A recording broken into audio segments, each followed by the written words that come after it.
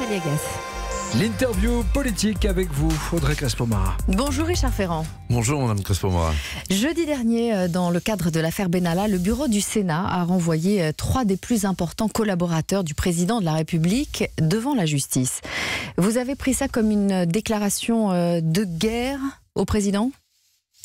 Non, il ne faut pas mobiliser les grands mots comme ça. Ce que j'ai simplement dit, c'est que, aussi vrai qu'il y a eu 2 personnes qui ont menti. Alexandre Benalla et Vincent Crasse, donc. Voilà, à une commission d'enquête, ce qui est extrêmement grave. Et qu'à ce moment-là, on en saisisse la justice, je trouve que les collègues sénateurs ont eu raison.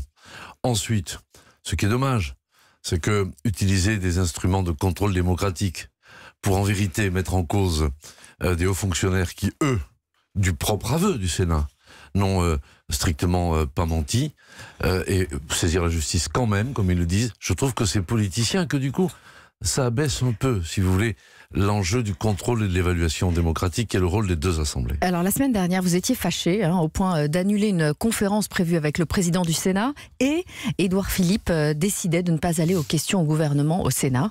Et finalement, vous avez tous les 2 boudé. Non, il ne faut pas le lire comme ça. Un peu simplement, quand même. Non, il faut comprendre que la franchise des actes, c'est mieux que l'hypocrisie des faux semblants. C'est-à-dire que je n'allais pas faire semblant de dire ah bah tiens, nous sommes d'accord sur tout, nous pouvons aller dans une université expliquer ce que nous faisons joyeusement, alors que je considère que là, il y a quelque chose d'incorrect qui a été fait. Il faut comment dit-on, il faut se dire les choses, voilà. Avez-vous appelé Gérard Larcher pour lui dire de vive voix tout le mal que vous pensiez de la décision du bureau du Sénat ? Je ne l'ai pas appelé pour... ni lui ni moi n'avons à nous faire la leçon l'un à l'autre. Vous avez échangé, vous l'avez appelé ? Bien sûr, je lui ai téléphoné, je lui ai dit, écoutez président, voilà, vous irez à Lille tout seul et moi j'irai à Créteil tout seul. C'est-à-dire que c'était la conférence à Sciences Po Lille et vous deviez aller ensemble à Créteil vendredi, vous irez seul aussi donc ? Oui. Vous ne vous parlez plus, vous ne vous voyez plus. Si, vous ne vous voyez plus en tout cas. Vous ne vous affichez plus en public ensemble, disons. Non, ne soyez pas impatiente, ça va revenir très vite. Mais ce que je veux vous dire, c'est qu'il faut bien marquer le coup lorsque l'on a le sentiment profond qu'une procédure démocratique est utilisée à des fins politiciennes. Ça, on ne peut pas faire semblant d'être dans une coopération joyeuse lorsqu'il y a un coup de canif dans la confiance qui est mis. Il faut, comme vous dites, il faut marquer le coup. Mais il ne faut pas parler de guerre, de je ne sais quoi. Richard Ferrand, croyez-vous que Gérard Larcher se soit fait imposer par ses troupes la décision d'aller au clash avec Emmanuel Macron ?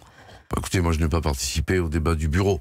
Mais je n'imagine pas que le président du Sénat se fasse imposer grand-chose. Ce qui est certain, c'est que la raison n'emporte pas toujours. Donc il a joué le jeu finalement, comme Philippe Bas, le président de la commission d'enquête Benalla. Je crois très honnêtement que je peux faire beaucoup de choses à votre micro, mais pas répondre à la place du président du Sénat. En tout cas, il ne s'est pas fait imposer par ses troupes cette décision d'aller au clash avec le président. On lui posera demain, puisqu'il sera notre invité. Richard Ferrand, vendredi prochain, donc, vous irez seul à Créteil, vous nous l'avez dit. Si vous réagissez de manière aussi spectaculaire à la décision des sénateurs, c'est parce que l'affaire Benalla est devenue un cauchemar sans fin pour le pouvoir ? Mais non, c'est pas ça du tout. Si vous voulez, très sincèrement, au plus profond de moi, je considère qu'on ne peut pas utiliser les outils de contrôle et d'évaluation de notre vie publique pour faire de la petite politique aérie. Au fond, que l'on mette au clair des choses qui ont pu être irrégulières, qui ont pu être pas conformes à la loi. Je trouve ça nécessaire et c'est à l'honneur des 2 chambres parlementaires. Mais que l'ensuite, on essaye de tirer sur la pelote pour en vérité porter atteinte à la séparation des pouvoirs, je trouve que ce n'est pas utile et que dans le climat qui est le nôtre, c'est même dangereux. Donc, le bureau du Sénat, en tout cas, estime qu'il a joué son rôle de contre-pouvoir et qu'il n'est pas dans un jeu politique. Oui, bien sûr qu'il dit ça, évidemment. Mais regardez, lisez bien, Madame Crespo-Mara, j'invite vos auditeurs à le faire, le communiqué qu'a fait le bureau du Sénat, qui dit finalement, comme nous n'avons pas le commencement d'une preuve sur le fait que 3 hauts fonctionnaires qui servent la République depuis toujours, et quels que soient les gouvernements, bien que nous n'ayons pas la moindre preuve sur le fait qu'ils aient pu nous mentir, on va quand même transmettre à la justice pour qu'elle puisse regarder. Mais attendez, c'est grotesque. Vous parlez d'Alexis Collère, de Patrick Stroda et du général Lavergne. Le Sénat n'a fait que transmettre finalement des dossiers à la justice. Si ces proches du président n'ont rien à se reprocher, pourquoi s'inquiéter ? Mais je ne m'inquiète pas. Je dis simplement que ça fait faire... Écoutez, Ça nous fait perdre du temps, à vous comme à moi, et ça fait parler de choses qui ne sont pas utiles aux Français et qui sont de la suspicion. Donc, si vous voulez, la République du soupçon, on n'en a pas besoin. Et ça crée une crispation terrible entre le président de l'Assemblée et le président du Sénat. Alors qu'il y a une réforme constitutionnelle qui doit être mise en œuvre. Par définition, nous faisons chambre à part. Chacun la sienne. C'est bien dit. Là, nous avions l'intention de nous rapprocher sur un certain nombre de choses. Là, il y a quelque chose d'incorrect qui a été fait. On se le dit. Oui, comment mener à bien cette réforme constitutionnelle, et elle est prévue pour quand, d'ailleurs ? Bien, écoutez, à l'issue du grand débat national, la réforme constitutionnelle doit revenir sur le métier, mais il va falloir, en effet, que des signes de confiance soient donnés. Parce que maintenant, on a un peu compris que finalement, selon des intérêts très court-termistes, tout peut être remis en cause. Donc, au fond, nous avons bien retenu la leçon. Nous serons vigilants. Donc ça bloque un peu la réforme pour l'instant. Ça ne bloque rien du tout, ça renforce la tension.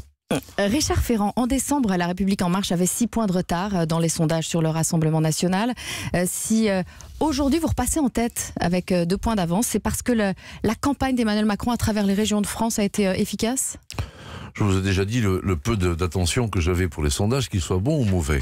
Ce que je sais, c'est que la liste qui a été mise au point par La République En Marche est une liste de grande qualité, de rassemblement, de compétences, où tous les territoires sont représentés et où les vrais enjeux européens sont portés. C'est la foire fouille. Forcément... On y trouve tout, dit Marine Le Pen. La foire fouille. Je ne vais pas commenter ce que dit cette dame. Moi, ce que je vous dis, c'est qu'il y a un projet, il y a une équipe, des gens de qualité, qui viennent de partout, c'est pas des apparatchiks recyclés comme d'autres ont tendance à le faire.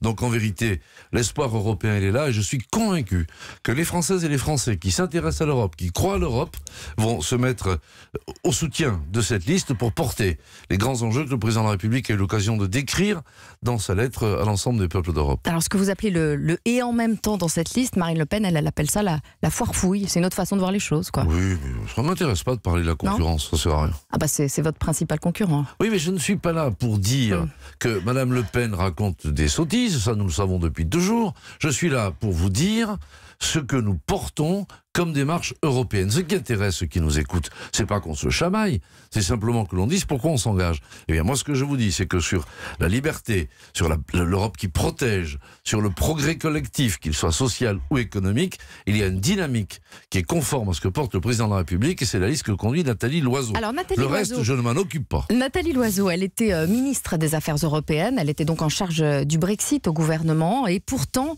elle quitte son poste en pleine incertitude. C'est pas gênant ?